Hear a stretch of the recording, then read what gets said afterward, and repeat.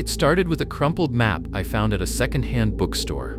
I wasn't looking for anything in particular, just killing time on a rainy Saturday. The map was stuffed between two dusty travel guides, its edges frayed and its colors faded.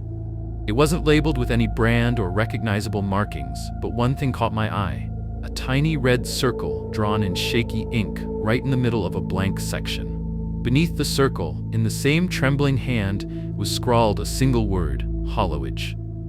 I'd never heard of the place. A quick online search turned up nothing. No mentions, no coordinates, no photos. The mystery got to me, though. Something about that red circle felt deliberate. It whispered in the back of my mind for days until curiosity won out. The drive to the location marked on the map took me deep into rural nowhere. The roads narrowed, the cell signal disappeared, and the trees on either side of the road closed in like they were trying to swallow me whole.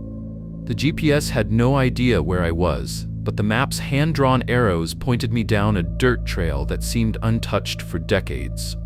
By the time I arrived, the sun was already setting. The air felt colder than it should have been for late spring, and the silence was unsettling.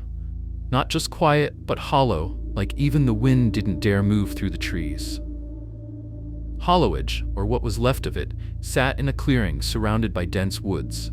At first glance, it looked like any other long-abandoned village.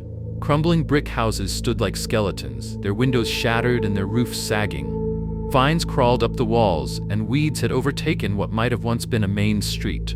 But the deeper I wandered, the stranger it felt. There were no signs of life, no birds, no insects, not even the distant hum of traffic. The silence pressed in on me, heavy and oppressive. I tried to tell myself it was just an old ghost town, nothing special. But then I noticed something odd. Everything was too intact. The houses looked weathered but untouched by looters or graffiti. Old wooden signs, still legible, hung above doorways: general store, post office, barber shop. Even the paint, though faded, seemed frozen in time. It was as if the village had been abandoned yesterday, not decades ago. I found myself standing in front of the village square. At its center was a stone fountain, dry and cracked. A statue of a woman stood in the middle, her face worn smooth by time.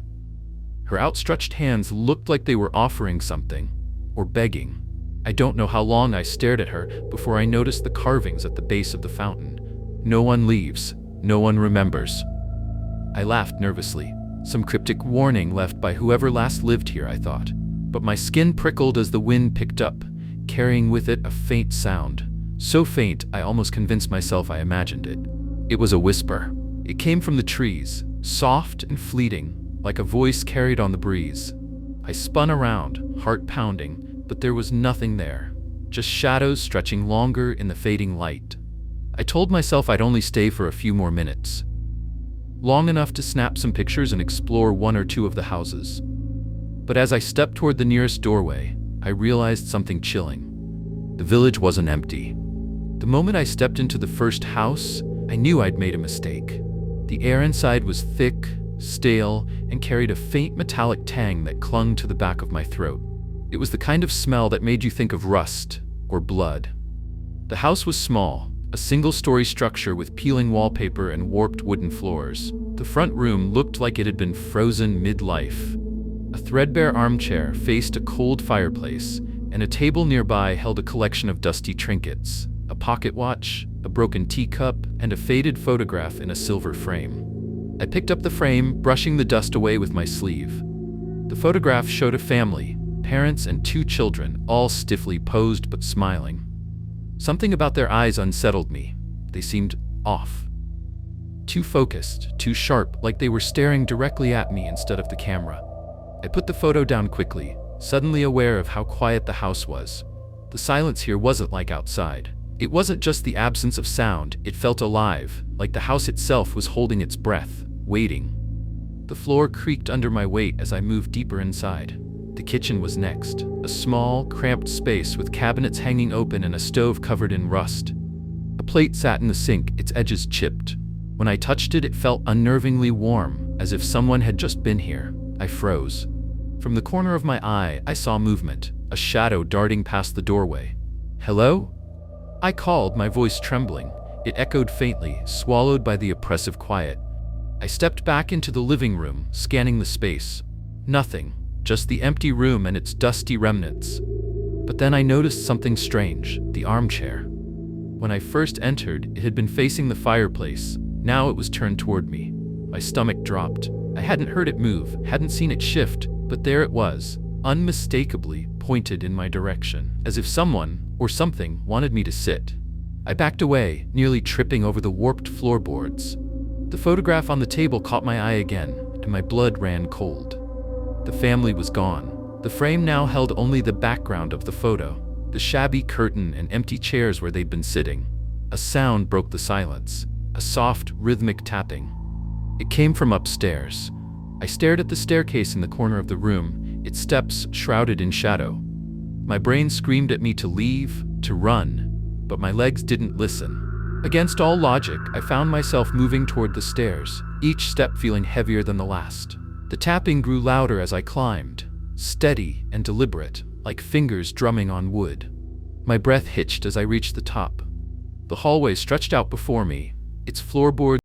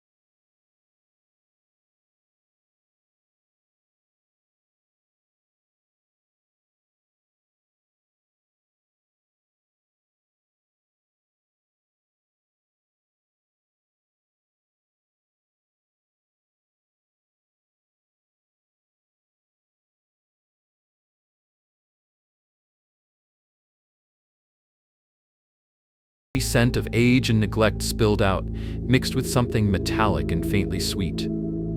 Inside, the air was stifling, heavy, like walking into a tomb. Pews stretched in neat rows, their wood warped and splintered. Dust motes floated in the faint beams of light that managed to penetrate the stained glass, most of which had been shattered long ago. At the far end of the church, an altar loomed, draped in tattered black cloth. Behind it hung a massive crucifix, but the figure nailed to it was wrong. Its head was tilted unnaturally, and its arms seemed to stretch longer than they should. It wasn't Christ, it was something else, something that made my stomach twist. I should have left then. I should have turned and run, but my feet moved forward as if they weren't my own. Each step echoed unnaturally, the sound distorted and warped. The air grew colder the closer I got to the altar, and I noticed something strange. The silence. The village outside had been eerily quiet, but this was different. It wasn't just the absence of sound, it was the presence of something else, something oppressive. As I reached the front of the church, I saw them. Candles, hundreds of them, lined the base of the altar. Their flames flickered weakly, barely illuminating the space. At first I thought the wax had dripped onto the floor in strange patterns, but as I looked closer, I realized they weren't random. They were symbols, intricate, looping designs that seemed to writhe if I stared too long. A faint sound broke the silence, whispering. It was faint, like a breeze through leaves, but it was coming from the altar. My heart hammered as I leaned in, trying to hear the words. "Help us," it said, a chorus of voices layered over one another. "Please." I stumbled back, my breath hitching in my throat. The whispers grew louder, and I realized they weren't coming from the altar, they were coming from the crucifix. The figure on it moved, its head jerked up and empty, black eyes locked onto mine. The candles extinguished all at once, plunging the church into darkness. "No," I whispered, backing away. The whispers turned to screams, deafening and filled with anguish. The figure began to twist, its limbs snapping as it freed itself from the crucifix. I turned and ran, tripping over the pews in my desperation to get out. The screams followed me, echoing in the cavernous space, growing louder and more distorted. By the time I burst through the door and into the night, the village felt alive with sound. The hum of voices surrounded me, rising and falling like a chant. I didn't look back. As I sprinted down the street, I could still hear the church door creaking open behind me and the heavy, deliberate footsteps that followed. I shouldn't have entered the church. Now, I wasn't sure if I'd ever leave the village at all.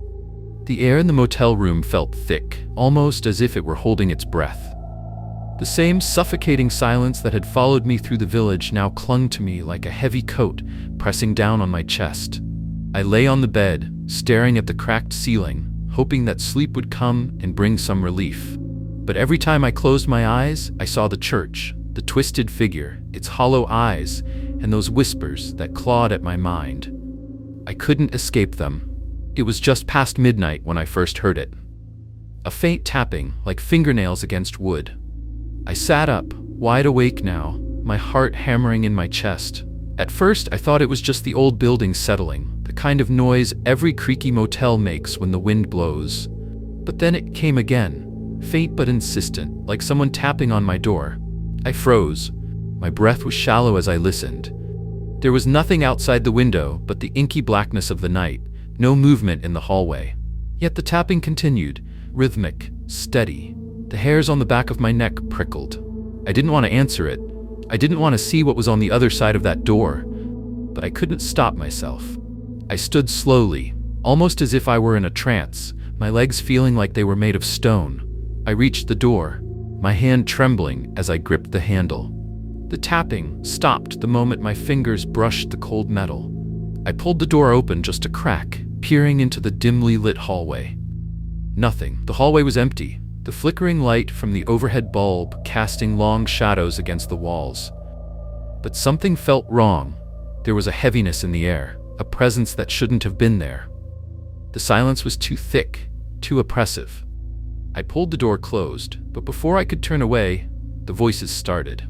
They weren't loud at first, just a soft murmur, like a crowd in the distance, but they grew steadily louder until they were all I could hear.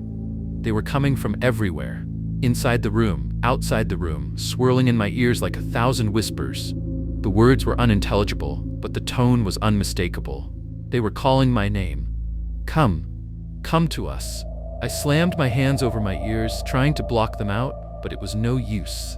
They seeped into my mind, pushing their way through every barrier I tried to create. My vision blurred, the room spinning around me as if the very walls were alive. Stop, I whispered, my voice trembling. But the voices only grew louder, filling the room, until it felt like the whole building was alive with them. And then, there was a knock at the door. It was soft at first, almost tentative, like whoever was on the other side was unsure whether they should be there. But then the knock came again, louder this time, as if they were growing more desperate. I couldn't move. My body felt heavy, as if it were frozen in place by some unseen force. The whispers were suffocating me, drowning me in their words. Come to us, come and see. I staggered backward, my legs giving out beneath me, and I fell to the floor. The knocking didn't stop. It grew faster, more frantic, like something was trying to break through. I had to leave. I had to get out of here. But as I scrambled to my feet, my eyes fell on the window. Through the sheer curtains, I saw a figure standing outside in the yard, its face hidden in shadow. The whispers stopped. For a moment, there was nothing but the quiet hum of the room, and then the figure turned its head slowly toward me, its eyes gleaming in the darkness. And the voices started again, louder this time, more frantic. Come to us. It's time.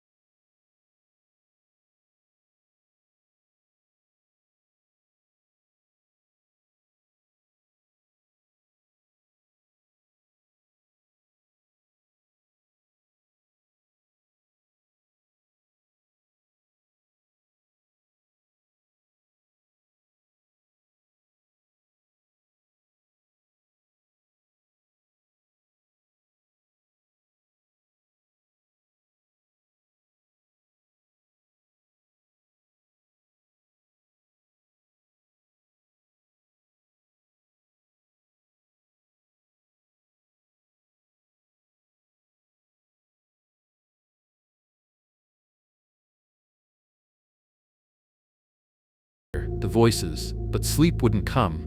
Not now. Not when I could feel their eyes on me. The room seemed smaller now, the walls pressing in. My breath was shallow, my skin prickling with the sensation of being watched.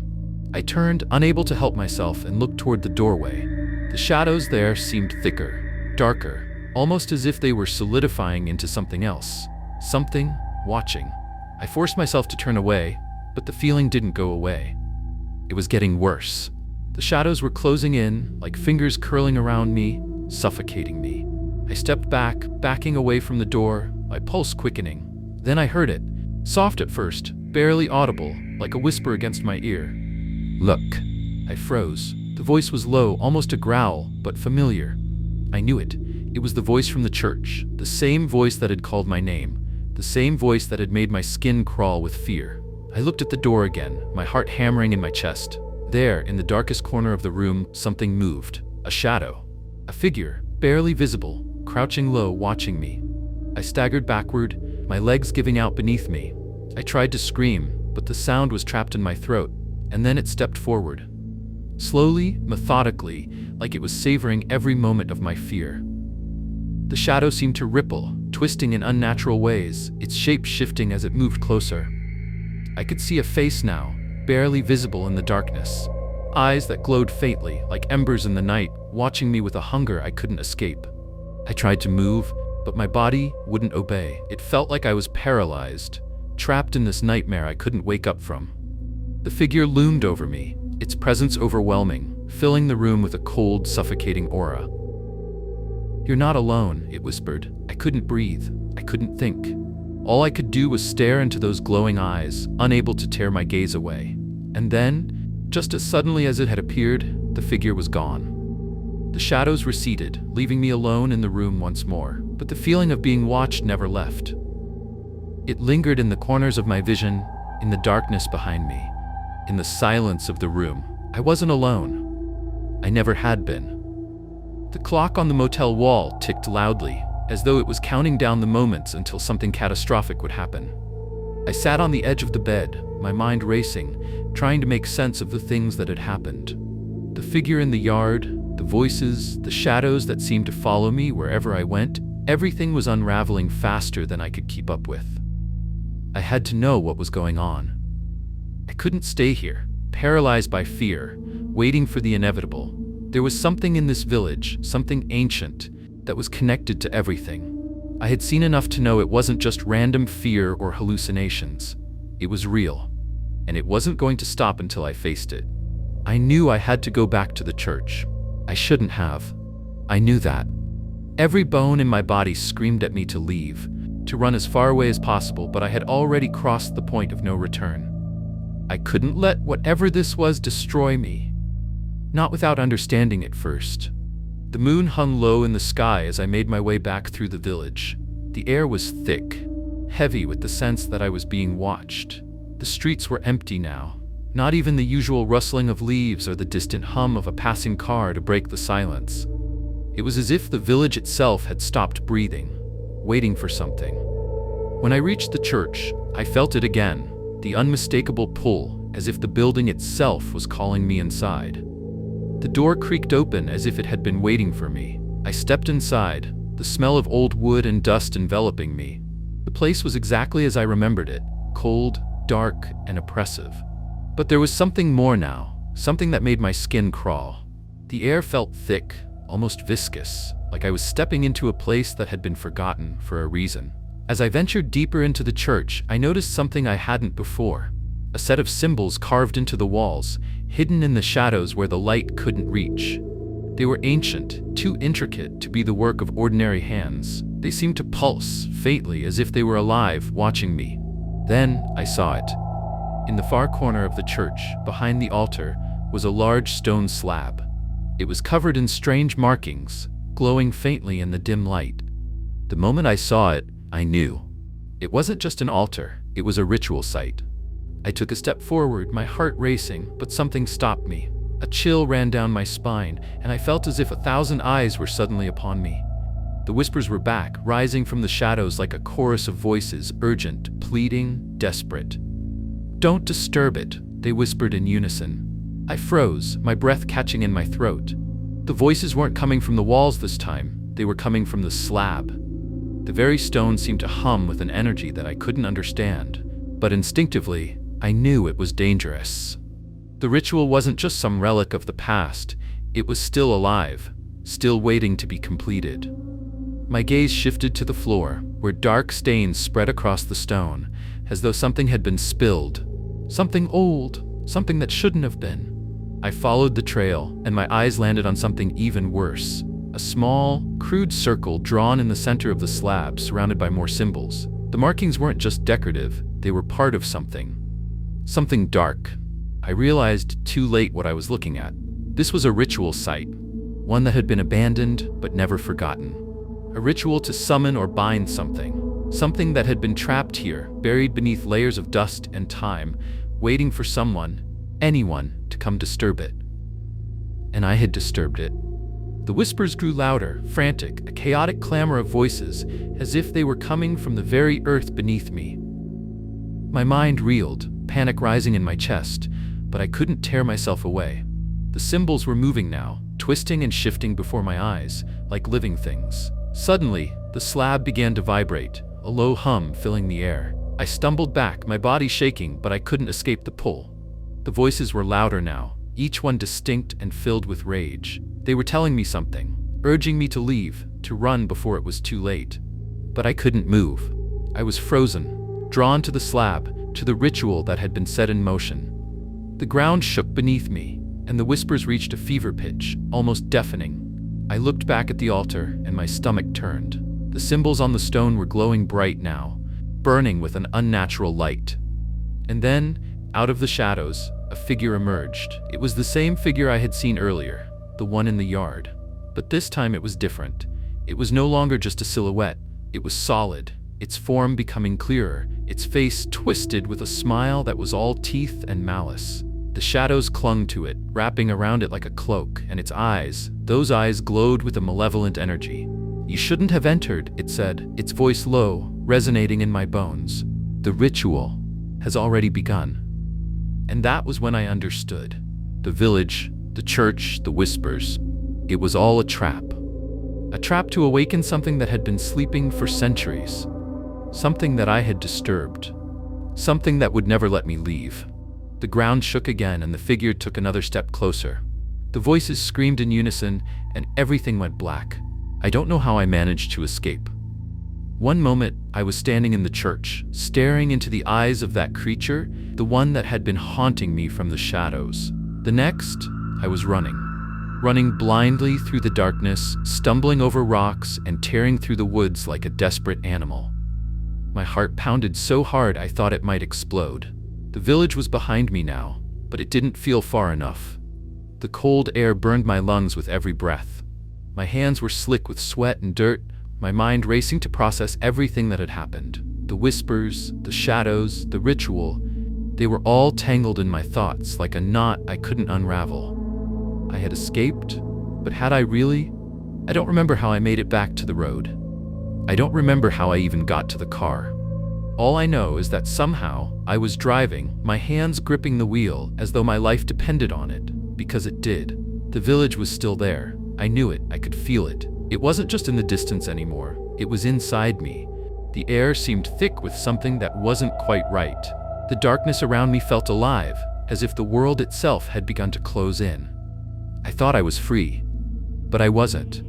The first sign came when the road seemed to stretch on forever, bending in impossible directions, like I wasn't actually driving forward, but being pulled into something. The streetlights flickered, as if the electricity itself was unstable, and the woods along the road pressed closer, their twisted branches clawing at my windows. And then there was the sound. A whisper, so faint I thought I imagined it. It came from the back seat, from the empty air. My pulse quickened as I glanced nervously in the rearview mirror. Nothing.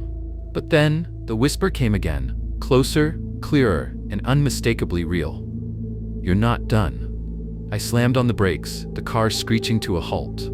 I spun around, my eyes darting over every inch of the back seat, but there was no one there, only the emptiness. The cold, suffocating emptiness that made me feel like I was losing my mind. I tried to shake it off, but the voices persisted, echoing in my mind as though they were coming from inside my skull. It was all the same. The creature, the ritual, the shadows, it was all connected. The village had infected me. It had followed me, and now it was inside my head. I tried to start the car, but the engine sputtered, stalling as though it didn't want to move. My hands were shaking as I turned the key again, desperation clawing at me. Finally, the engine roared to life. I slammed my foot on the gas, speeding down the road, hoping that somehow, someway the nightmare would end. But it didn't. The landscape around me was shifting. The road stretched on impossibly long, each mile feeling like an eternity. The trees seemed to close in, their branches reaching out like twisted hands. I could still feel their eyes on me, watching from the darkness. Then I saw it, a figure, standing at the edge of the road, in the shadows, just like before. But this time, I knew it wasn't a trick of the light. It was real. I didn't want to stop. I couldn't. But my foot slammed against the brake before I even realized it. The car screeched to a halt once more, and I stared at the figure. It was the same one I had seen in the church, its face shrouded in shadow, glowing eyes piercing the night. "Why won't you leave me alone?" I shouted, my voice cracking. My mind was unraveling. Was I losing my grip on reality? Was the village somehow pulling me back into its twisted web? It stepped closer, the air growing colder, the whispers louder, more insistent. And then it spoke. "You can't escape. The village is part of you now." The words echoed in my head, and for a moment I couldn't breathe. I wanted to scream, to fight, to run, but I was paralyzed by fear. The shadows were everywhere, closing in, filling the air with the scent of damp earth and decay. The figure raised its hand slowly, and I felt a sharp pain in my chest. It wasn't physical, not exactly, but it was real. It felt as if something was pulling me, no, dragging me, back into the darkness, back into the village. I forced myself to look away, focusing on the steering wheel, gripping it so tightly my knuckles turned white. I slammed the gas pedal to the floor, speeding away from the figure, from the village, from the curse that clung to me like a shadow. But I knew it wasn't over. The village hadn't finished with me. It never would. No matter how far I ran, no matter how fast I drove, I would always be a part of it, and it would always be a part of me. It was a regular Friday night when the fog first came to Eldermire. At least I thought it was regular at the time.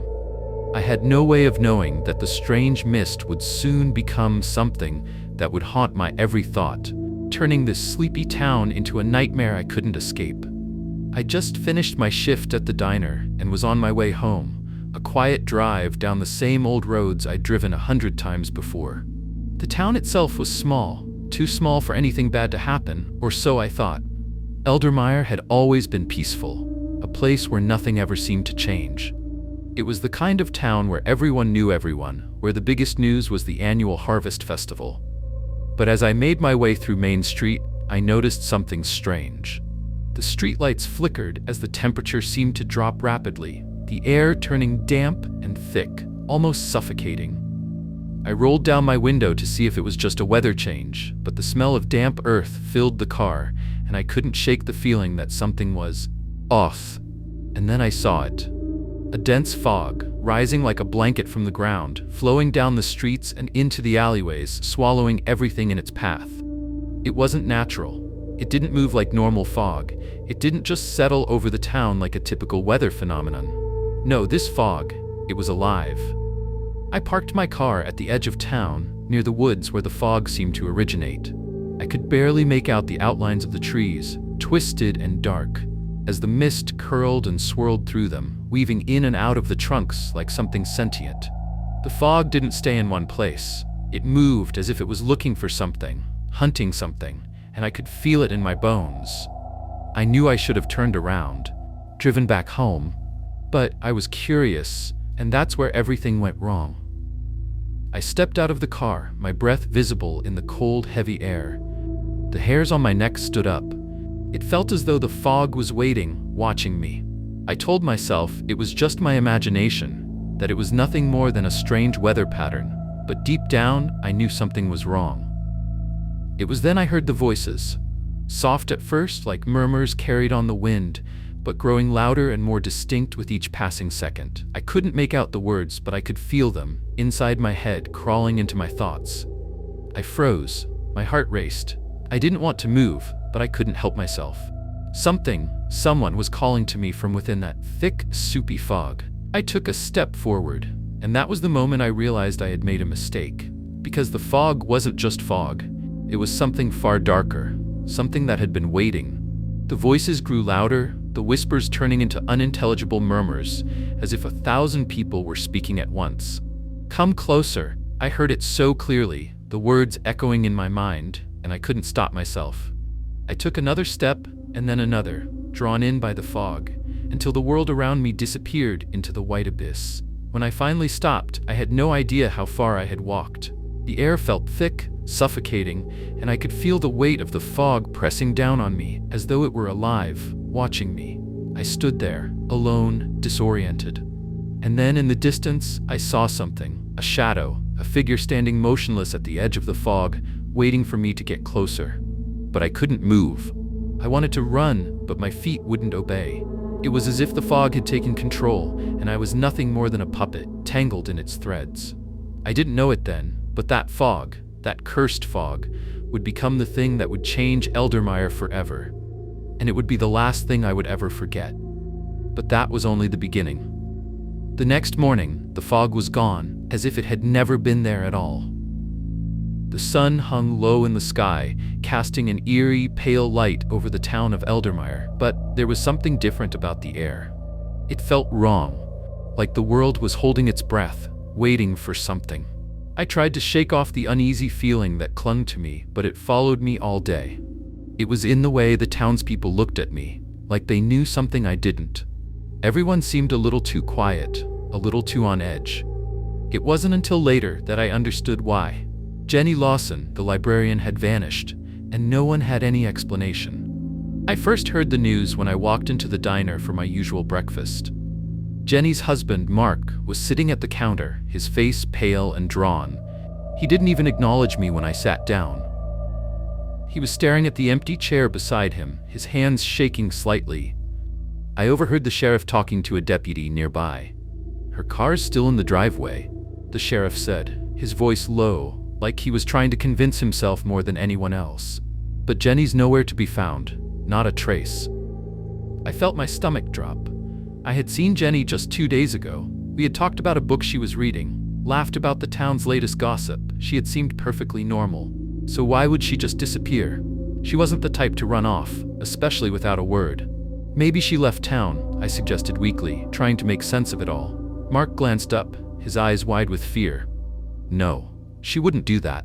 She didn't even pack a bag." The sheriff cleared his throat, avoiding my gaze. "We'll keep looking, but something's off about this. It's like she just vanished." I couldn't get the image of her empty chair out of my mind. Something wasn't right. There was a darkness in the air, a feeling I couldn't shake. The fog from the night before had been strange, yes, but this felt different, like the fog had somehow taken Jenny with it, swallowed her whole.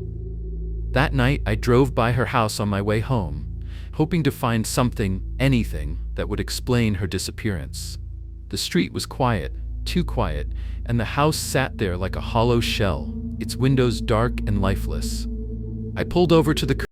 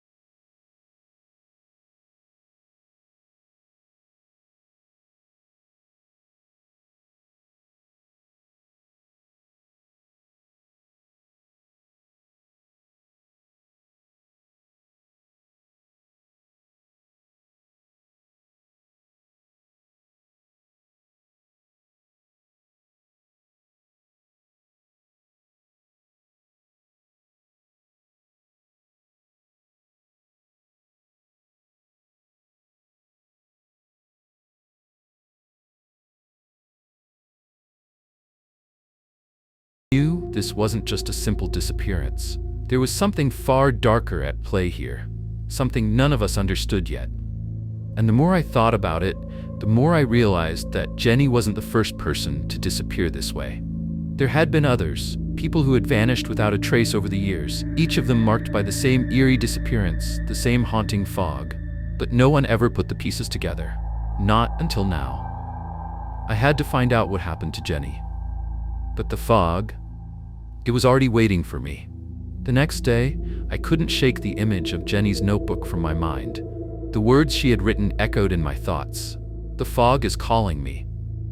It wasn't just some strange coincidence. There was something deeply wrong with this town, something that had been here far longer than any of us realized. I had to understand it, or else I feared I might be the next to disappear. I went to see the town's old historian, Evelyn Gray. Evelyn had lived in Eldermire her entire life, and if anyone knew the history of the town, its legends, its dark secrets, it was her. She lived in an old house at the edge of town, tucked away behind a thick line of trees, as if even the land itself wanted to keep her hidden. I had heard rumors about her, that she was a little eccentric, perhaps even a little mad, but I didn't care. If anyone had answers, it was her. I arrived at her house late in the afternoon, the sun already sinking low in the sky. As I knocked on the door, it creaked open slowly, revealing a dimly lit hallway. I stepped inside, the air thick with the smell of old books and dust. "Come in, child," Evelyn's voice called from the back room. She was sitting by the window, staring out at the woods, her gnarled hands resting on the edge of her chair. Her eyes, clouded with age, turned to me as I stepped closer. "You've come because of the fog, haven't you?" she asked, her voice rough like gravel, but oddly calm. I hesitated for a moment before nodding. "Yes, Jenny Lawson, she's gone. And the fog, it's like it calls to people, like it's pulling them in." I swallowed hard. "Do you know anything about it?" Evelyn didn't answer right away. Instead, she stared at me for a long moment, as though trying to gauge if I truly understood what I was asking. Her eyes flickered to the window, and then she spoke, her voice barely above a whisper. "You're asking about Eldermire's curse," she said, her words as sharp as a blade. "The fog is no accident. It's been here for as long as the town has, and it comes when it's ready, when the time is right." I felt a chill creep up my spine. "What do you mean, when the time is right?" Evelyn shifted in her chair, her frail hands trembling slightly as she reached for a book on the nearby shelf. She flipped through the pages, muttering under her breath, until she stopped at a yellowed page. She slid the book across to me. The title was faded, but I could make out the words, "The Eldermire Chronicles, A History of the Unseen Forces." "Read this," Evelyn said quietly. "You'll understand then." I hesitated for a moment, but then opened the book to the marked page. The words were old and faded, but I could still make them out. "Every generation, the fog returns. It is not merely a weather phenomenon, but a living entity, an ancient force that calls to those who are vulnerable, who are lost, and who seek answers. It feeds on the lost, on the souls who wander into its depths without understanding the cost." I looked up at Evelyn, my heart pounding in my chest. "What do you mean, it feeds? What happens to people who vanish in the fog?" Evelyn's eyes clouded over again, and her voice dropped to a whisper. "They are never truly gone, child. They are trapped, kept within the fog's grasp, lost in a twisted world where time and space no longer exist. The fog is a gateway. It pulls them in, consumes them, and when they're ready, it lets them return. But they're never the same. They're changed." A shiver ran through me. "Changed how?" Evelyn didn't answer right away. Instead, she leaned closer, her voice barely audible. "They come back, but they're no longer human. They carry the fog with them, and they spread it. The more it spreads, the stronger it gets, until one day, the fog will come for everyone in Eldermire, and when it does, no one will be spared." I stood frozen, unable to process what I had just heard. This couldn't be real. It couldn't be. But something in me knew that Evelyn wasn't lying. The fear in her eyes, the way she trembled as she spoke, it was all too real. "Is there any way to stop it?" I asked, my voice shaking. Evelyn looked at me gravely. "There's only one way, child. You must break the cycle. You must find the source of the fog and destroy it before it's too late." I didn't know what that meant. How could anyone stop something that seemed so alive? But I couldn't leave without knowing more. I had to understand how to stop this, how to save Eldermire before it was too late. I closed the book and handed it back to her, my hands trembling. "Where can I find the source? How do I stop it?" Evelyn sighed deeply as if the weight of the world was pressing down on her shoulders. She closed her eyes for a moment, as though gathering strength. When she spoke again, her voice was barely above a whisper. "The source is ancient, older than this town. You must go to the old church on the hill, the one no one talks about. There you will find what you need. But be warned, the fog will try to stop you. And if you fail, the fog will claim you, just as it has claimed so many before." I didn't know if I was ready for what awaited me, but I knew one thing. I couldn't let it consume Eldermire. I had to find the church, and I had to stop the fog before it took everyone I loved. But as I left Evelyn's house, I couldn't shake the feeling that the fog was already waiting for me, just beyond the trees, watching, listening, biding its time. And I was running out of time. I left Evelyn's house with more questions than answers, but one thing was clear. The fog wasn't just a natural phenomenon, it was something ancient, something evil, and it had a purpose I couldn't fully comprehend. Evelyn's warning about the church echoed in my mind, but there was still something gnawing at me. Why hadn't anyone in town warned me about the dangers?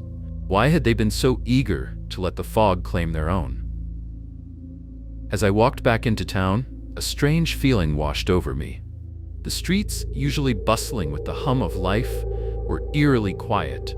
The shops were shuttered, no sounds of laughter or conversations floated through the air. It felt as if the entire town had gone into hiding, like it was holding its breath, waiting for something. The fog, though it hadn't fully rolled in yet, hung just beyond the tree line, as though it were creeping closer, inching its way toward the town, determined to swallow everything in its path. The town had always been quiet, but this felt like something more. A silence so deep, it was suffocating. I walked past the town square, where the old fountain stood, its water dry and cracked. The benches around it were empty, as they had been for days now. It was like the life had been drained from Eldermire, leaving behind nothing but the shells of its inhabitants, too afraid to speak, to move, to act. I tried to shake the sense of dread that clung to me, but it wouldn't let go. The silence was so thick, so unnatural, that it felt like the town itself was haunted by a presence far darker than the fog. The people were either too afraid or too lost in their own despair to notice the danger creeping in. Or maybe they had given up long ago. Perhaps they had already accepted the fog's presence as part of their lives, something they couldn't escape. I made my way to the local diner, hoping to speak to someone who might know more about the town's strange history, or at least hear a voice that would reassure me. But when I opened the door, I was met with a hollow emptiness. The lights flickered overhead, casting long shadows on the empty tables. A single coffee cup sat on the counter, cold and untouched. "Hello?" I called out, my voice sounding too loud in the stillness. No answer. I stepped inside, my footsteps echoing through the vacant room. The hairs on the back of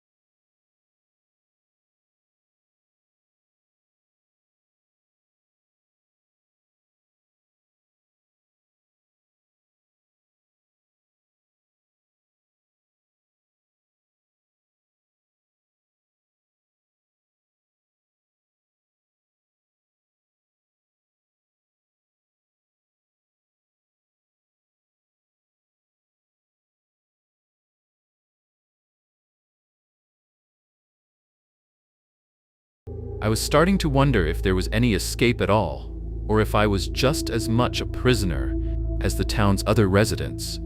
I had spent the better part of the day walking the streets, hoping to find anyone who might explain what was happening. But as the fog thickened, I realized the truth. Eldermire wasn't just haunted. It was marked, cursed by something far older than the town itself. The longer I stayed, the more I could feel it, the weight of an ancient presence that moved in the darkness just out of sight. My mind kept drifting back to the figure I had seen earlier in the street, the one who had silently vanished into the fog without a word. I should have run after them. I should have demanded answers, but the strange emptiness in their eyes had paralyzed me. Now I couldn't stop thinking about it. What did they know? What had they seen? And more importantly, where had they gone? I was standing in front of the old church now, its silhouette barely visible through the fog. Evelyn's warning echoed in my mind, "Do not go in there." But something about the place called to me, as though it held the final piece of the puzzle I had been trying to solve. Something was hidden inside, something that could explain the disappearance of the villagers, the fog, and the endless silence that haunted this cursed town. With a deep breath, I crossed the threshold, the heavy doors creaking open with an eerie groan. The interior was as dark as the outside, with only a faint flicker of light from a few candles scattered around the pews. The air was thick with the smell of mildew and old wood, but there was something else, something I couldn't quite place. An unnatural stillness, as though the building had been abandoned for far longer than it actually had been. As I stepped deeper into the church, the hairs on the back of my neck stood on end. The silence was suffocating, but it was the kind of silence that felt alive, like the walls themselves were watching me, waiting for me to make the next move. I could hear my footsteps echoing off the stone floors, each one amplifying the dread building in my chest. At the far end of the church, the altar stood bathed in a faint, flickering light. But it wasn't from the candles. The light seemed to come from nowhere, casting an otherworldly glow over the scene. And there, beneath the altar, something caught my eye. A narrow, hidden passageway. The entrance was cleverly concealed, just a small crack in the floor that looked like it could be nothing more than a crack in the stone. But when I knelt down to examine it, I saw the faint outline of something beneath the surface. A symbol, old and worn, had been carved into the stone, its edges frayed with age, but still visible in the dim light. I didn't know why, but I knew I had to go down there. Whatever secrets the town had been hiding, whatever evil had been festering beneath the surface for so long, I was about to uncover it. There was no turning back now. With a nervous breath, I pushed on the stone. It shifted easily, revealing a narrow staircase descending into pitch darkness. I hesitated for a moment, glancing back at the church's empty pews, but something in the air, the feeling that this was the only way, pulled me forward. I had no choice but to descend. The stairs creaked underfoot, each step sounding louder in the silence. The air grew colder with every inch I descended, until I was certain the temperature had dropped by several degrees. The smell of damp earth and decay filled my nostrils, and I had to fight the urge to cough.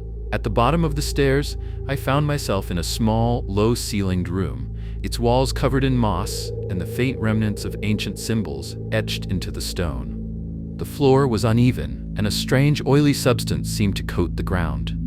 I couldn't shake the feeling that this room had been untouched for centuries, forgotten by time, waiting for someone or something to stumble upon it. The center of the room held a large stone pedestal, its surface covered in strange markings. And there, lying on the pedestal, was an object that caught the faint light of my flashlight. A book, old, bound in cracked leather, its pages yellowed and brittle with age. I couldn't explain why, but I felt a compulsion to reach for it, as though the book was calling to me. My hand shook as I picked it up, the pages flaking apart under my fingers. The text inside was written in a language I didn't recognize, a twisted script that seemed to warp and shift as I read it. Then, I heard something. A whisper. It was so faint at first that I thought I had imagined it, but then it came again, closer, more distinct. "Leave." I froze, the book still in my hands. My heart hammered in my chest as I strained to listen, but all I could hear now was the sound of my own breathing and the blood rushing in my ears. Leave, before it's too late. The voice was soft, but the warning was clear. Something was watching me, something old and malevolent, and it didn't want me to uncover the truth. But I had already come this far. The town was already lost. Whatever had happened to Eldermire, whatever had happened to the villagers, I was about to discover it. And there was no turning back. I could feel the weight of the book in my hands, its ancient pages cold and stiff, almost as if they were breathing with a life of their own. The whisper had faded, but its warning lingered in my mind like a shadow I couldn't shake off. Leave before it's too late. But I couldn't leave. Not yet. The strange compulsion to discover what lay hidden beneath Eldermire, to understand the source of the fog and the disappearance of its people, was stronger than fear. I had come too far, and now the fog had become a part of me, a heavy shroud that pressed against my chest, urging me deeper into the heart of the mystery. I turned back to the stone pedestal, my flashlight casting an eerie glow across the symbols etched into the walls. The air felt thick, almost suffocating, as though the room itself were alive, watching me with unseen eyes. I couldn't ignore the sense of foreboding that had settled over me, but I pushed it aside. I had to know what this was. I had to know what they wanted. Flipping open the book, I scanned the pages again. The text seemed to pulse, as though the words were alive, shifting and twisting in a language that my eyes could barely comprehend. But the symbols, they were familiar. The same symbols I had seen carved into the buildings, hidden in the cracks of the streets, scrawled in the dirt. They were everywhere. I ran my fingers over the text, feeling the strange energy that seemed to hum from the pages. Then, in the dim light, one word caught my eye: awakening. It was a single word, but it felt like a key. My pulse quickened as I turned the page, desperate to uncover more. And then I saw it. A diagram. A circle, drawn with meticulous care, surrounded by smaller symbols that radiated outward. At the center of the circle, there was an image of the town itself, Eldermire. But it wasn't as it was now. The diagram showed it as it had once been, alive, thriving, and connected. Connected to something else, something older, something beneath. I felt a cold shiver run down my spine as I realized what it was: a ritual. A long-forgotten ritual that tied the town to the fog itself. The symbols were a map, leading to a place hidden deep beneath Eldermire, a place where the fog was born, and where the villagers, where we, were meant to stay. The ritual awakens the fog. I slammed the book shut, my breath catching in my throat. It was too much. I had to get out of there. But before I could move, the ground beneath my feet shifted. I heard it, a low, rumbling sound that seemed to come from deep within the earth. The walls trembled as if something massive was stirring beneath them. The air became unbearably cold, and I could see my breath in the faint light. A loud crash echoed from somewhere above, followed by the sound of footsteps. Heavy, unmistakable. I froze, my heart racing. It was them. The people of Eldermire. They were out there, somewhere, moving in the fog. They had never left. The fog had kept them trapped, bound to the town in ways I couldn't begin to understand. I wasn't just dealing with a vanishing village anymore. This was something far worse. The whispers started again, louder this time, surrounding me in the dark. You shouldn't have come. It's too late now.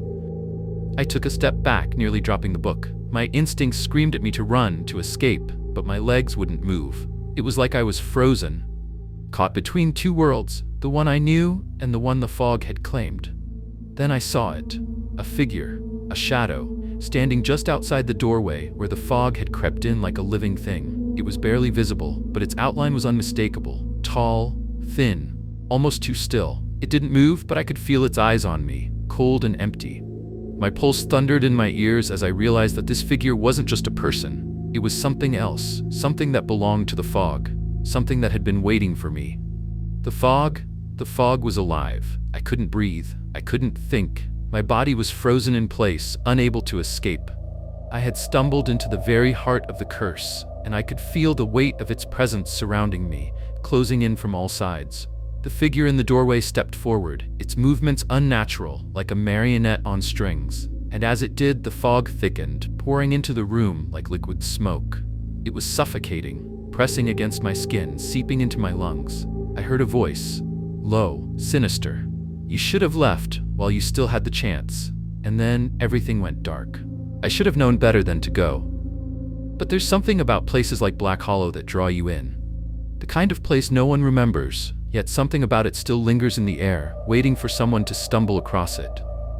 It was a stupid decision, but I didn't think about that then. I just followed the pull. It started with an old postcard, yellowed with age, tucked away in a dusty corner of a secondhand bookstore. The picture was simple enough, an old stone village, bathed in an eerie mist, and underneath the photo were the words, "Welcome to Black Hollow Village."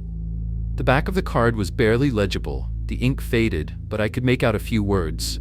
Located off the main road. Only a few miles from where the fog doesn't lift. Be careful when you enter. I didn't think much of it at first, but it stuck with me. There was something about the way the fog seemed to cling to the village, like it was hiding something. I guess that's what sparked my curiosity.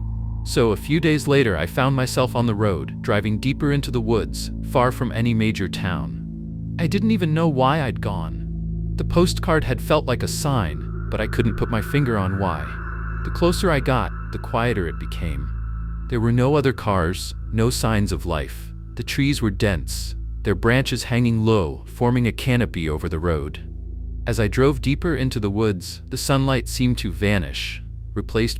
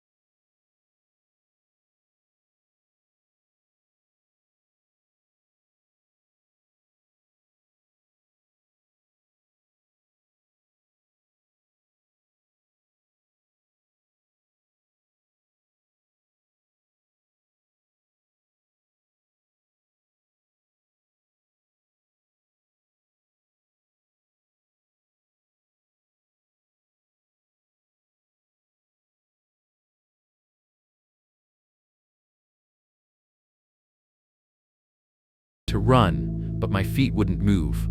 I stared at the figure, my heart hammering in my chest. I don't know how long I stood there, but when I blinked, the figure was gone. I didn't waste any more time. I jumped in the car, started the engine, and sped out of Black Hollow. My hands gripped the wheel so tightly that my knuckles turned white, and my mind raced with questions I couldn't answer. But as I drove away, I looked in the rearview mirror, and for just a moment, I thought I saw the figure standing at the edge of the village, watching me leave. And I swear, I heard the faintest whisper in the wind. "You shouldn't have come. I should have turned around then." But I didn't. I couldn't shake the feeling that Black Hollow had already claimed me. I thought leaving Black Hollow behind would bring relief, but the further I drove, the more uneasy I became. The fog, thick as it was, seemed to follow me, creeping along the edges of the road like it was alive. It didn't matter how fast I drove or how many twists and turns I took, it was always there, just a few feet beyond my headlights, watching me. I tried to rationalize it. It was just fog. The kind of weather that gets trapped in valleys, making the roads feel like they're stuck in some other world. But the unease, the feeling that something had followed me out of that place, wouldn't leave. It settled deep in my gut, heavy and cold. The further I drove, the more I realized that the silence from Black Hollow hadn't left me. The silence that had surrounded that dead village. It was here too, in the car with me, pressing against my eardrums like the world was holding its breath. The road stretched out before me, endless and empty, but I couldn't shake the feeling that I wasn't alone. I kept glancing at the rearview mirror, half expecting to see that same figure from the village standing behind me, watching me from the darkness. But each time there was nothing. Then it happened. It started as a faint whisper, so soft I thought I'd imagined it, but it grew louder, and my pulse quickened as I realized it wasn't in my head. I rolled down the window, hoping to hear the usual sounds of the night, the wind, the rustling trees, the distant chirping of insects. But all I heard was a soft, unsettling murmur. "Leave." My heart skipped a beat. I slammed the window back up, the rush of cold air hitting me like a slap to the face. I looked around wildly, expecting to see someone, anyone. But the road was still empty. The woods pressed in on either side, dark and silent. I shook my head, trying to convince myself it was just the wind playing tricks. The whisper could have been anything, a distant animal, a shift in the trees. It didn't have to be something from Black Hollow. But deep down, I knew I was lying to myself. I kept driving, faster now, my grip on the steering wheel tight, my eyes darting from the road to the rearview mirror. The whisper hadn't gone away. It had just changed, murmuring words that were no longer words but an unrecognizable, haunting chant. A soft but constant refrain that seemed to curl around my thoughts, digging deeper with every mile. I tried to ignore it. I tried to focus on the road, to convince myself that I was just tired, that it was all in my head. But then I heard it again, clearer now. "Don't come back." The words were chilling, ice cold, and I could feel them pressing against the back of my neck. The air in the car grew thick, suffocating, and my breath caught in my throat. I dared to glance in the rearview mirror, expecting to see nothing again, but this time I saw something. A shadow. Just a shadow, at first, flickering behind me, moving too quickly for me to make out its shape. I snapped my eyes back to the road, but the feeling of being watched had grown stronger, more intense. I didn't dare to look again, but my mind raced with thoughts of what that shadow could be. "Get out of here." The whisper was louder now, almost commanding, and I couldn't ignore it any longer. It wasn't the wind. It wasn't my imagination. I could feel something in the air, something malevolent, and it was following me. I wanted to stop the car, to pull over and take a breath, to figure out what the hell was happening, but I couldn't. I was frozen, my eyes fixed straight ahead, the road stretching out in front of me like a dark tunnel, closing in around me. The whispers grew louder, sharper. I could hear them now, clear as day, all around me, pressing in on my thoughts. I couldn't escape them. "Leave, or they'll come for you."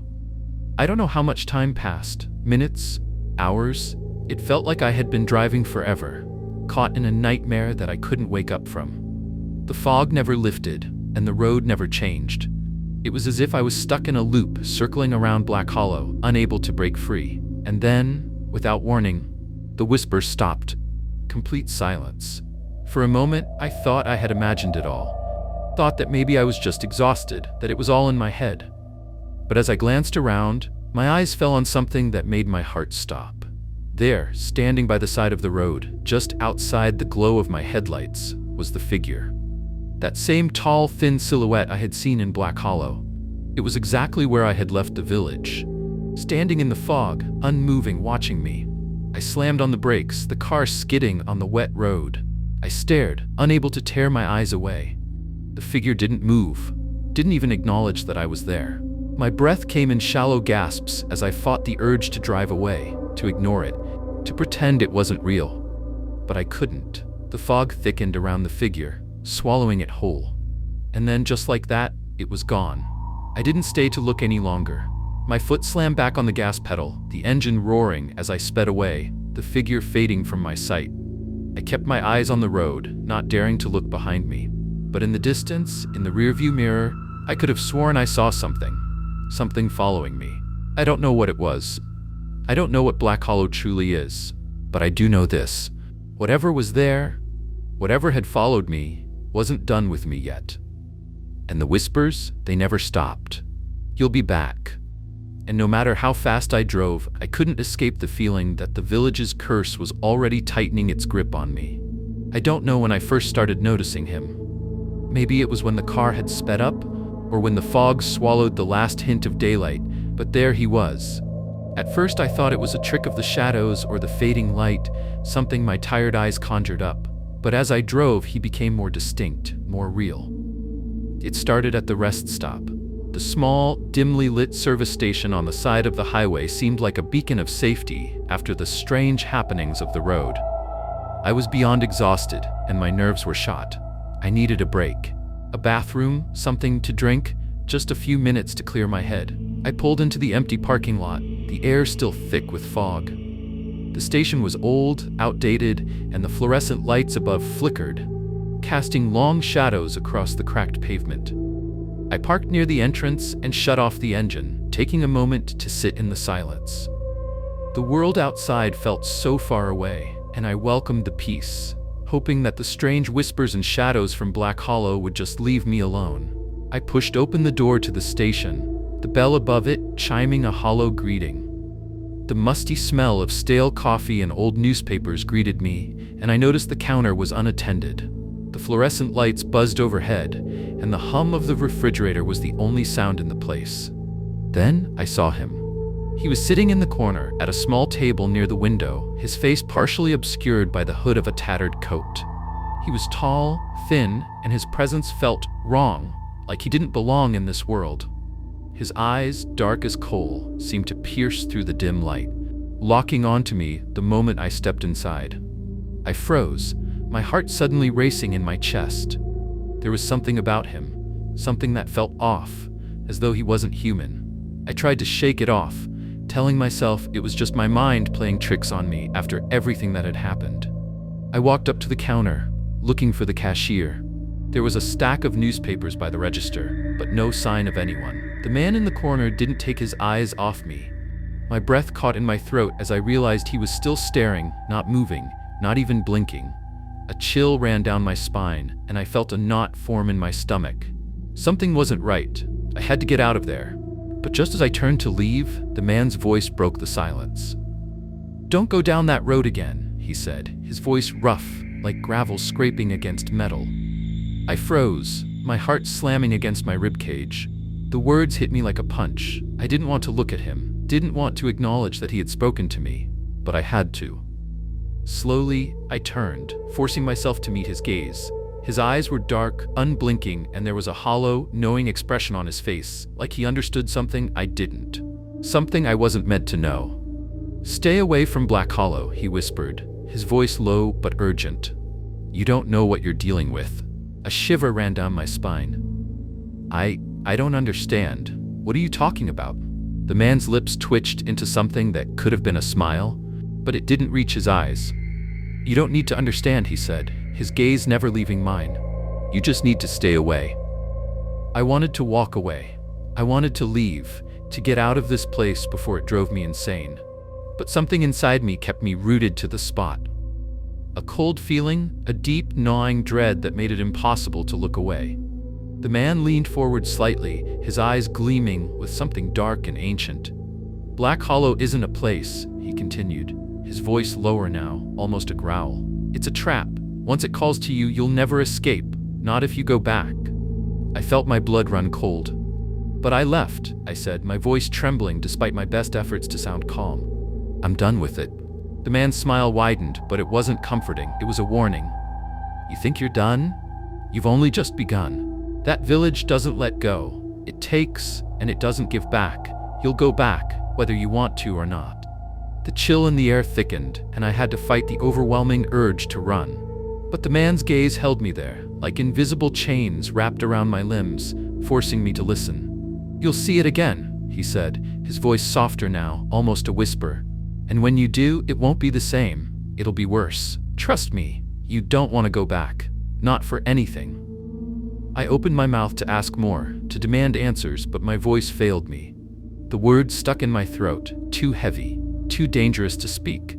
I could feel the weight of his warning pressing down on me, suffocating me. I couldn't breathe. I couldn't think. And just like that, the man leaned back in his chair, his eyes finally breaking away from mine, his gaze returning to the window. It was as though he hadn't spoken a word, as though the conversation never happened. I stood frozen in place, my body shaking, my mind racing. What did he mean? What was it about Black Hollow that he knew? With a final glance at the man, I rushed out of the station and back to my car, my hands shaking as I gripped the steering wheel. I had to leave. I couldn't stay there any longer. But as I pulled out of the parking lot and back onto the road, I couldn't shake the feeling that the man's words were already beginning to echo in my mind. You'll see it again. It'll be worse. And deep down, I knew I couldn't ignore it. Black Hollow wasn't finished with me. It was just waiting. And whatever happened next, I knew I wouldn't be able to stop it. I didn't sleep that night. The man's warning rattled in my head, replaying over and over like a cursed melody. I kept telling myself it was nothing, just some old weirdo spouting nonsense. But deep down, I couldn't shake the feeling that something was wrong. I'd already left Black Hollow, hadn't I? I was done with it. So why did it feel like it was still pulling me in? I tried to focus on the road, to push the dark thoughts aside. The fog had lifted a little, but the night still felt suffocating, pressing in from all sides. The headlights barely cut through the gloom, and the world outside was just a blur of shadows and mist. But then, as I drove, something changed. I hadn't noticed it at first. Maybe I was too tired, too lost in my thoughts. But after an hour of driving, I realized I wasn't alone on the road anymore. I glanced in the rearview mirror and saw it. A small, distant glow. Headlights. A car. But no, it couldn't be. There was no other car on this stretch of highway for miles. I was sure of it. At first I told myself it was just another trick of the light. Maybe it was a truck off in the distance, or even another vehicle that had gotten too close in the fog. But the glow grew brighter, and soon I could see it was a car. A car that was speeding up. The hairs on the back of my neck stood up as I watched it in the mirror. The thing about it wasn't the car itself, but the way it seemed to be, following me. My hands gripped the steering wheel tighter. I glanced nervously at the rearview mirror again. And now, the headlights were almost directly behind me, blinding in their intensity. My pulse quickened. I was sure no one had passed me on this road for hours. Where had this car come from? Why was it so close? I made a sharp turn off the main road, hoping to lose the car, but it followed. A few seconds later, the headlights of the car appeared in my mirror again, even though I knew there was no way it could have made the turn so quickly. Panic clawed at my chest as I hit the gas. The fog was closing in again, the road winding and twisting like a maze in the darkness. I could hear the engine of the car behind me, its growl growing louder and closer with each passing second. The sound was unnatural. Something about it felt wrong, too deep, too menacing. Suddenly, I saw it. In the distance, a massive, looming structure began to materialize out of the mist. It looked like an old church, with a tall steeple that seemed to pierce the dark sky. The sight of it made my breath catch in my throat. I'd never seen it before, but somehow I knew it wasn't just a random building. It was there for a reason. It was waiting for me. I didn't know why, but something told me I had to stop. There was no escaping the car now. It was as if it were tethered to me, like an extension of the fog itself. I slammed on the brakes and pulled into the church parking lot, heart hammering. The car behind me screeched to a halt just inches from my bumper. I didn't have time to think. I threw open the door and ran toward the church, not even looking back to see who or what was in that car. The church doors creaked open with a sharp groan, and I stepped inside. The air was thick with dust and age. A musty smell filled my nose as I looked around, the dim light of my phone casting long shadows against the stone walls. The church was empty, but I could hear it, the sound of a bell tolling in the distance. I froze, my heart skipping a beat. The bell sounded again, slow and deliberate, and then, a third time. The deep, haunting tone of the bell echoed through the building, each toll vibrating through my chest, rattling my bones. It wasn't a real bell. It couldn't be. The church was empty, and there was no bell tower. Yet, the sound was undeniable. I stumbled backward, my mind trying to process what was happening. Was it some sort of hallucination? Had I lost my mind in the fog, in the fear? The bell rang once more, this time louder, as if it were right next to me. I spun around, my breath coming in shallow gasps. And that's when I saw it. In the far corner of the church stood a figure, draped in a dark cloak. The hood was pulled low, obscuring its face, but I could feel its eyes on me. Dark, cold, unblinking. It was like the figure wasn't just standing there. It was waiting for something. The air around me grew heavier, and a chill ran down my spine. I couldn't breathe, couldn't think. I tried to move, but my feet felt like they were glued to the ground. The figure didn't move, but its presence was like a weight pressing down on me. I wanted to scream, to run, but the words got caught in my throat. The bell rang again, and then a voice, soft but clear, drifted from the shadows. "You shouldn't have come back." I turned toward the voice, my heart racing in my chest. But there was no one there. Only the figure, its hood still hiding its face, standing motionless in the corner of the church.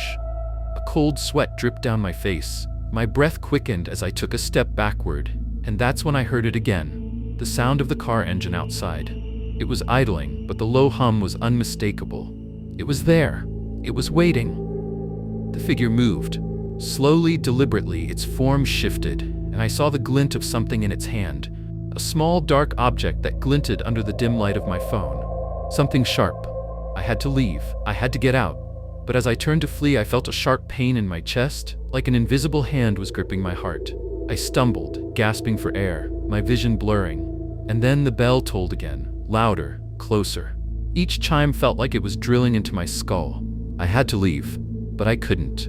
The darkness of the church closed in around me, and I knew, deep down, that there was no escaping Black Hollow. Not anymore. Whatever it was, it had me. The air was thick with unease as I stumbled out of the church, my body trembling with a mixture of fear and confusion. The fog, once dense and choking, had somehow lifted as I ran, but there was something deeply wrong about it.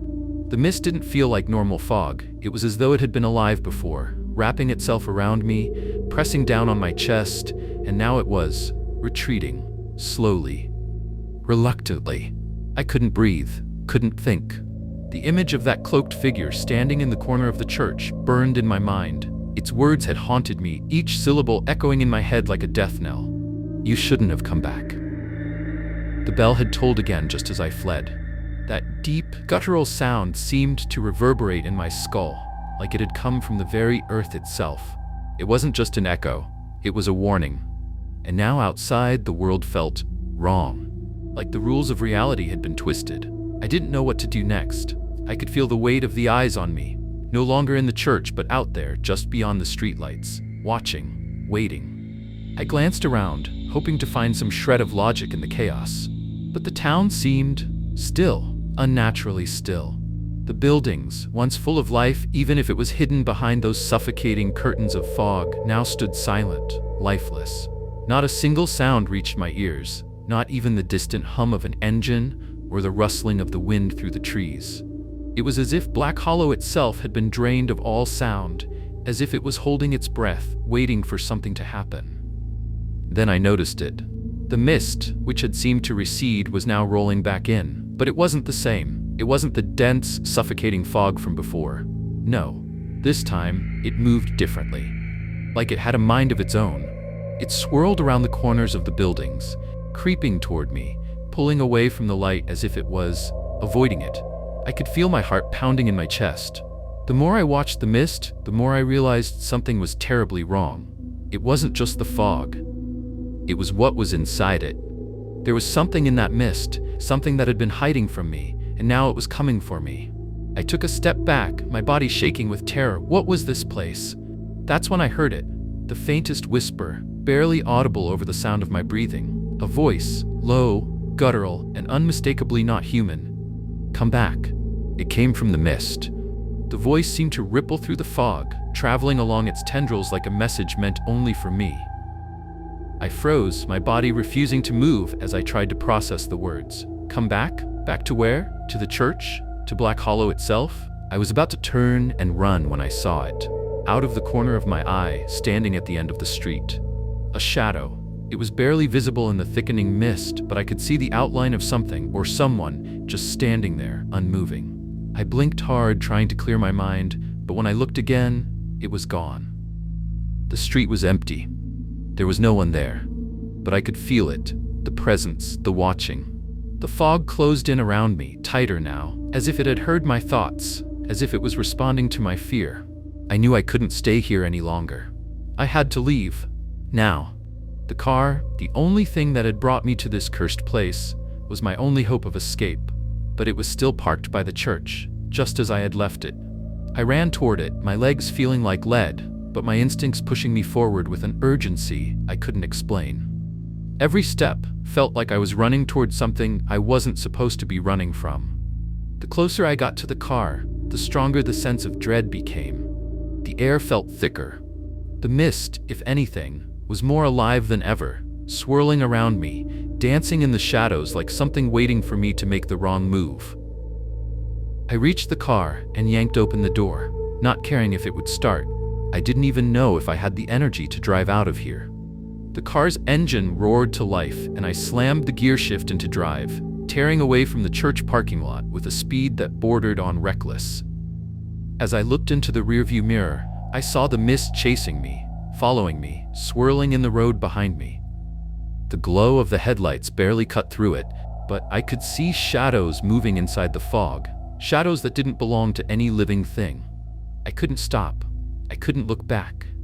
The town was behind me now, and every part of my body screamed at me to get as far away as possible. But as the mist followed me down the road, I knew, deep down, that Black Hollow wasn't done with me. I had only begun to scratch the surface of whatever curse haunted this place, and it wasn't going to let me leave. Not now. Not ever. I don't know what drew me back to the church. After everything that had happened, the whispers, the shadows in the mist, that thing I saw in the corner of the room, I should have kept driving, should have left Black Hollow behind for good. But something in me refused to let go, some strange pull that I couldn't explain. I parked my car a little farther down the road this time, away from the church, trying to give myself a sense of distance, of safety. The fog had thickened once more, rolling in heavy waves, swallowing the streetlights as if trying to erase everything in sight. The air smelled of decay, a mixture of damp earth and something far worse.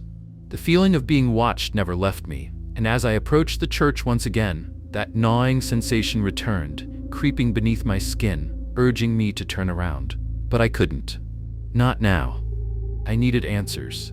The church loomed before me, its darkened silhouette barely visible through the mist. The door, once slightly ajar, was now completely closed, as if it had been waiting for me to return. The eerie silence of the town hung in the air like a heavy fog, and the only sound was the slow, deliberate creaking of the church door as I pushed it open. Inside, the space was just as I remembered it, cold, barren, untouched by time. The flickering candlelight from earlier had long since died, leaving the place shrouded in darkness. I stepped cautiously across the creaking floorboards, the old wood groaning under my feet. Each step seemed to echo louder than the last, as if the building itself was trying to hold its breath, waiting for something to happen. I couldn't shake the feeling that there was something I was missing, something hidden, something beneath the surface. There was no logical explanation for the strange things I had witnessed, but I couldn't ignore the nagging sense that the church held the key. There were secrets here, secrets buried in its very foundations.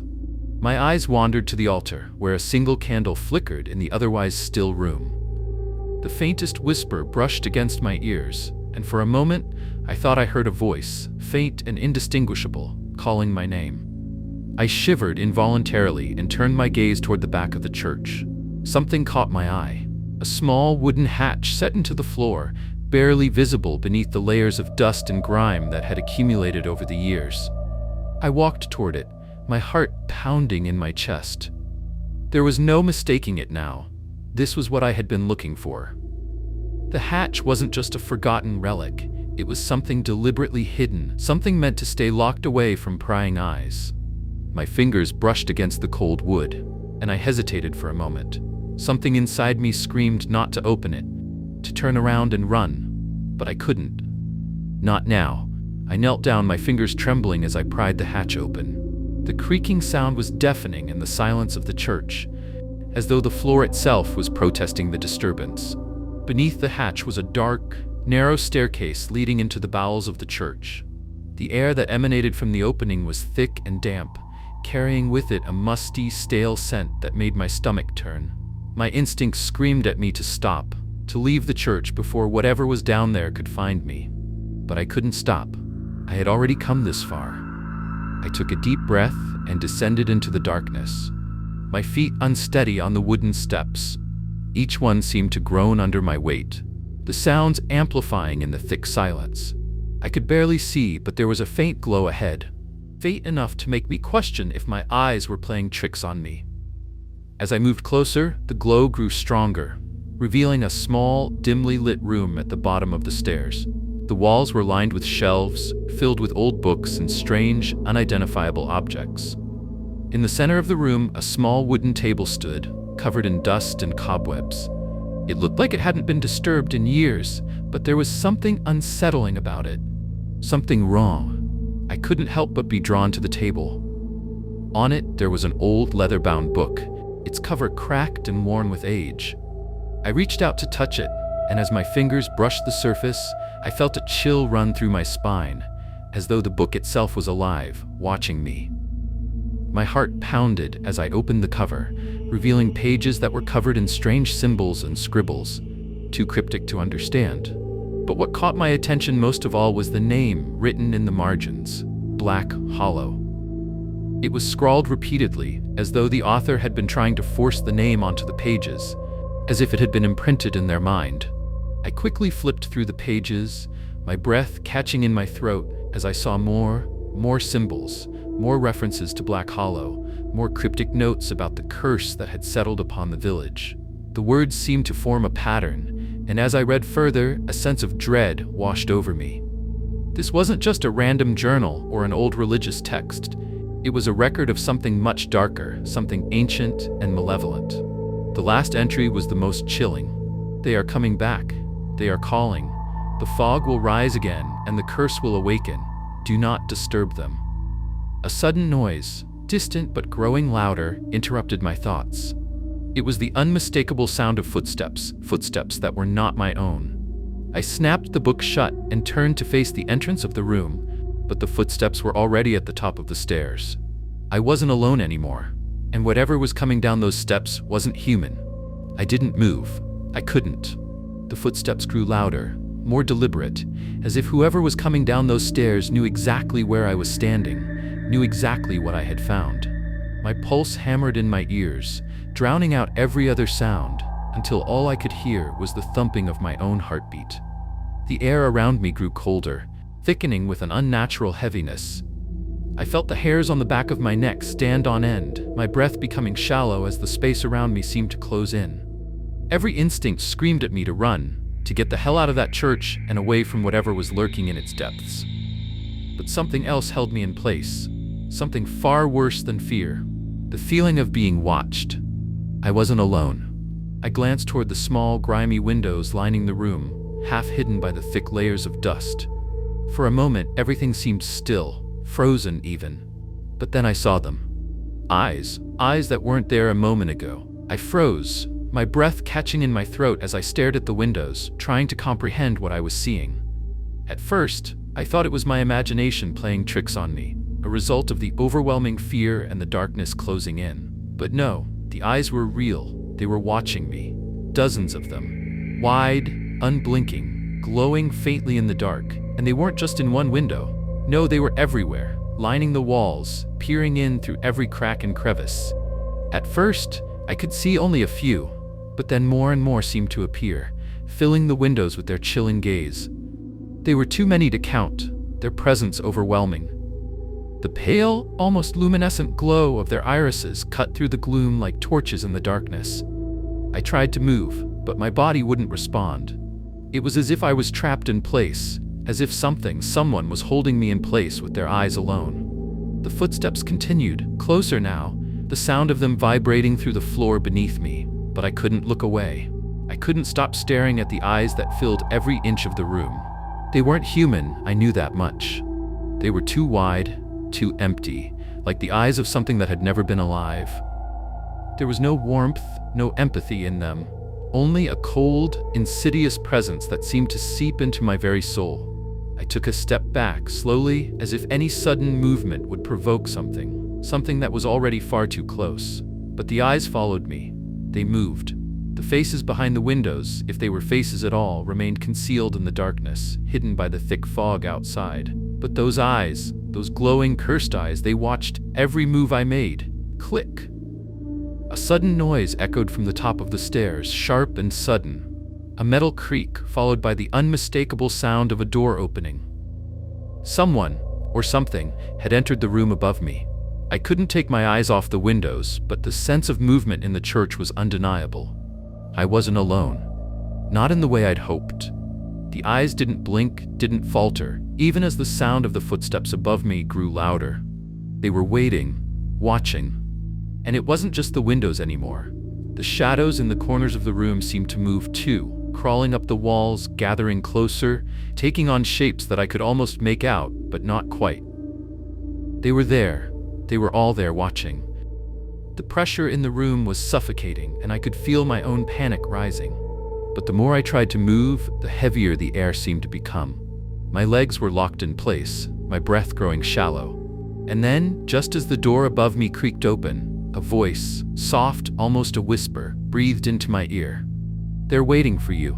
I whirled around, but no one was there. I was alone, or so it seemed. The eyes, those haunting, unblinking eyes, continued to watch from every direction. They were everywhere, in the walls, in the windows, in the shadows. I could hear their breath now, soft and quick, like the rasping of something desperate to break free. The floorboards creaked above me, and the presence, whatever it was, grew closer. But I couldn't leave. I couldn't look away from the eyes that filled the room. They were all around me now, surrounding me, inching closer with every passing second. I had to move. I had to get out of there before whatever was upstairs found me. I forced myself to turn, my legs shaking beneath me as I stumbled toward the staircase. But the eyes, they followed me, pressed against the windows as if they knew exactly where I was going. I could feel them on my back, cold and watching, as I reached for the stairs. And then, just before I reached the top, the whisper started. Low, guttural, like something scratching at the back of my mind. "You shouldn't have come back." I didn't look back. I couldn't. I ran up the stairs as fast as I could, each step carrying me farther from the eyes. But the voices, they didn't stop. They followed me, their whispers filling the church, growing louder, more insistent. I reached the door at the top of the stairs and flung it open, nearly falling out into the cold night air. The fog had thickened even more, swirling around me, but there were no eyes here, no shadows lurking in the mist. For a brief moment, I thought I was free. But when I looked back at the church, I saw something I didn't expect. In the window above the stairs, two glowing eyes stared back at me. And in that moment, I knew I hadn't escaped. Not yet. I couldn't breathe. My heart was pounding in my chest, too fast, too loud, as I stood in the freezing cold outside the church. The fog had swallowed the path behind me, creeping up the stairs, curling around my feet like a serpent waiting to strike. I thought I'd the most. The eyes in the window, they didn't just watch me. They marked me. That's what I understood now. I had been chosen, just like all the others before me. The whispers, the strange figure in the corner of the room, the eyes, they weren't warnings. They were part of something far worse. I could feel it now, the weight of it, pressing down on me from every direction. The village, the church, the land itself, it was all connected. And the curse, it wasn't just some old legend. It was real, and I was caught in its web. I forced my legs to move, even as every instinct screamed at me to turn back, to run far, far away from Black Hollow. But there was no escaping the village now. Not after what I had seen, not after what I had learned had escaped. But I was wrong. I was never meant to leave. The eyes in the window, they didn't just watch me, they marked me. That's what I understood now. I had been chosen, just like all the others before me. The whispers, the strange figure in the corner of the room, the eyes, they weren't warnings. They were part of something far worse. I could feel it now, the weight of it, pressing down on me from every direction. The village, the church, the land itself, it was all connected. And the curse? It wasn't just some old legend, it was real. And I was caught in its web. I forced my legs to move, even as every instinct screamed at me to turn back, to run far, far away from Black Hollow. But there was no escaping the village now. Not after what I had seen, not after what I had learned. I stumbled into the clearing behind the church, my eyes scanning the trees, the shadows, but they were still there. The eyes. They were everywhere. Not just in the windows. They were out there, in the darkness, watching, waiting. But I wasn't running anymore. I needed answers. I had to know what this place was, what had happened to the people who had vanished without a trace. I walked, almost in a trance, toward the woods at the edge of the village. The whispers were louder now, as if the trees themselves were speaking to me. "Come closer," they seemed to say, their voices both familiar and alien, as if they had been calling me my entire life.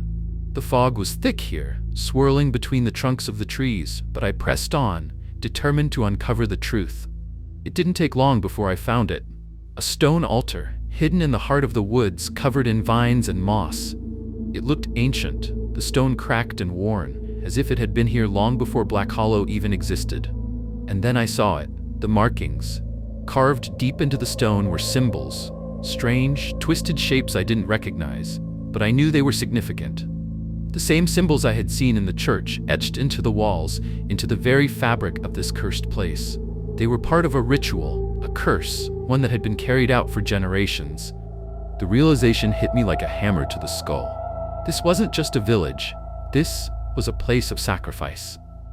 I turned, hearing a rustle in the fog behind me. A figure emerged, one I had seen before, though I hadn't realized who they were until now. It was the man who had been watching me in the church, the one whose face I couldn't make out in the darkness. But now, in the eerie glow of the altar, I saw him clearly. His eyes were black, hollow, like the windows of the church. There was no humanity left in him, only a hollow shell. "You shouldn't have come," he whispered, his voice gravelly as if it hadn't been used in years. "Now you're part of it. You'll never leave. None of us do." I stepped back, my heart racing. "What is this? What do you want from me?" His lips twisted into a sickly smile, and he pointed to the altar. "It's too late for you. The ritual's already begun. The curse has already claimed you. You are one of us now." I wanted to run, to scream, but my feet wouldn't move. I was paralyzed by fear, by the weight of the truth crashing down on me. The village, the people who had disappeared, the eyes that followed me, they were all part of the same twisted ritual. A curse that had been passed down for centuries, one that bound the villagers to the land, to the altar, to the darkness that consumed them.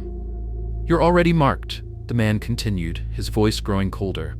"Once you step into Black Hollow, there's no way out. The ritual will claim you. The fog will take you, and you'll never leave. You'll never see the light again." I stared at the altar, the symbols carved into the stone, the eerie glow of the fog surrounding me, and I understood. The village didn't just take people, it consumed them, body and soul. And there was no escaping it. Not now. Not ever. I felt a cold hand on my shoulder, and I turned, but no one was there. The fog closed in tighter, swirling around me, and I felt myself being pulled, dragged into the shadows. I reached out, desperate, but the figure with the black eyes was already fading into the mist, leaving me alone with the curse, the whispers, the eyes that watched from every corner of the village. I wanted to scream, to run, but I knew it was hopeless. I was part of Black Hollow now. Forever. I had become a part of the curse. And no one escaped Black Hollow. Not ever. The fog had thickened, suffocating, twisting around me like a living thing, its icy tendrils crawling up my legs, wrapping around my body. The whispers grew louder, more insistent, echoing in my ears. I couldn't hear anything else, not my own breath, not the rustling of the trees. Just the voices. Escape or surrender. The words seemed to come from everywhere, from the trees, from the fog itself, and from somewhere deep within me. They were both a warning and a promise, a decision I didn't want to make, but knew I had no choice but to confront. The man with the hollow eyes had vanished into the mist, his parting words lingering like a curse. "You are one of us now." Those words, those chilling words, reverberated in my mind. I had crossed the line. There was no going back. The village had claimed me, the ritual had marked me, and now I was bound to it, as surely as the fog clung to the earth. But the more I thought about it, the more I realized I didn't have to surrender. I could still run. The choice was mine. But could I escape? Could anyone escape once they were caught in the village's grasp? I looked around, searching for any sign of life, of anything that could help me. But all I saw was the same suffocating mist, the same empty, deserted streets. The village was silent now, too silent, as if holding its breath, waiting for me to make my move. Then I heard it, a soft rustle behind me, a step. One slow, deliberate step. I spun around, but no one was there. Only the endless swirling fog. But it was coming closer. The feeling, the sense of something following me, drawing nearer, was undeniable. The whispers grew louder, the fog thickened, and I realized something even more terrifying. It wasn't just the village watching me anymore. It was the fog. It was the curse. And it was closing in. I took a step backward, my heart racing in my chest. The air grew colder, sharper, like a knife against my skin. I could feel the weight of the darkness pressing down on me, squeezing the air out of my lungs. Escape or surrender? What did that even mean? Could I escape the curse? Could I leave this place, or was I already too far gone? A figure appeared in the distance, emerging from the fog like a shadow, barely more than a silhouette. My heart skipped a beat. It was the man from the church, the one who had warned me. His hollow eyes glowed faintly in the darkness, just enough to make out his face, twisted, broken, like something that had been left to rot. "You can't leave," he said, his voice a hollow echo in the fog. "You've already been chosen, just like the others." I took another step back, but the ground beneath me seemed to shift, to tilt. My legs buckled, and I nearly fell. I caught myself just in time, but as I looked up, I saw the fog had gathered around the figure. It wasn't just surrounding him, it was consuming him, pulling him into its depths, like it was alive, like it was feeding on him. "This is the end," he whispered, his voice cracking. "There's no escape, not for you, not for anyone who steps into Black Hollow." I turned away, desperation filling me. I had to find a way out. There had to be a way to break free from this place, from the curse that held it in its grip. But the fog was thickening, choking the very air I breathed, drowning out all thoughts except one. Escape or surrender? I ran. I didn't know where I was going anymore. I couldn't see, couldn't think. I only knew that I had to get out. My legs burned, my chest ached, but I kept running, stumbling, my feet slipping on the wet ground, the fog closing in faster than I could move. I heard the whispers again, louder now, more urgent. "Surrender. It's already too late." The fog swirled around me, thick and suffocating, until it felt like the very earth beneath me had disappeared. My breath came in ragged gasps, my vision blurry, but I could still hear it. The voices. They weren't just in the air anymore. They were in my head, inside me, whispering the same thing over and over again. "You belong here." I reached the edge of the village, but it was like the path had disappeared, like the fog was swallowing everything around me. No matter how far I ran, no matter how fast, the village stretched out before me, a dark, unyielding force I couldn't escape. There was no way out. The fog had already claimed me. The curse had already marked me. I had made my choice. And now, I was one of them. The last thing I heard before the fog swallowed me whole was the soft toll of a bell. It rang once, twice, and then nothing. Just the whispers, just the curse, and the village. Forever. Stories may end, but the fear remains. Subscribe to uncover more secrets hidden in the darkness. Until we meet again in the world of nightmarish shadows.